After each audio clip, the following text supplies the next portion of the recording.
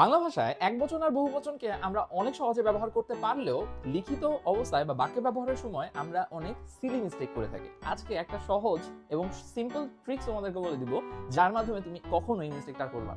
ভিডিওটা সেভ করে রাখো, পরবর্তীতে যখন ইচ্ছা দেখে নিতে পারবা। চলো বোর্ডে যাই। অনেকগুলো বাক্য লেখা আছে, যেমন ফার্স্ট বাক্যটা বলেছে সকল দর্শক মণ্ডলীকে সালাম জানাই।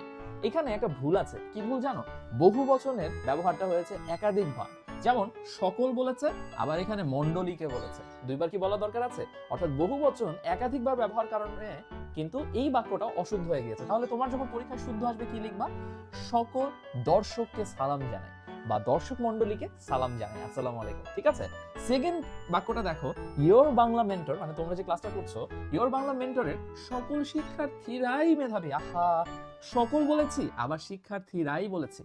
এটা কি কোনো দরকার আছে? দুইবার বহুবচন আমরা ব্যবহার করতে পারবো না। তাহলে কি বলতে পারি? বলতে পারি ইয়োর বাংলা মেন্টরের শিক্ষার্থীরা মেধাবী। সুন্দর হয়ে গেল। থার্ডটা দেখো তো, সকল বন্যার্থদেরকে সাহায্য করো। সকল বন্যার্থদেরকে। মিস্টেকটা কোথায় নিশ্চয়ই বুঝতে পারতেছো। কমেন্ট একবার প্র্যাকটিস করো, তাহলে আর কখনো ভুলবা না। তাহলে কি পড়লাম? যে আমরা যখন অশুদ্ধ এবং শুদ্ধ আমাদের পরীক্ষার খাতায় আসে, আমাদেরকে মনে রাখতে হবে বহু বচনের একাধিকবার ব্যবহার একই বাক্যে আমরা পরিহার করব। আশা করি বুঝতে পেরেছো। না বুঝলে আমাকে কমেন্টে জানাও। দেখা হচ্ছে তোমাদের সাথে পরবর্তী ভিডিওতে।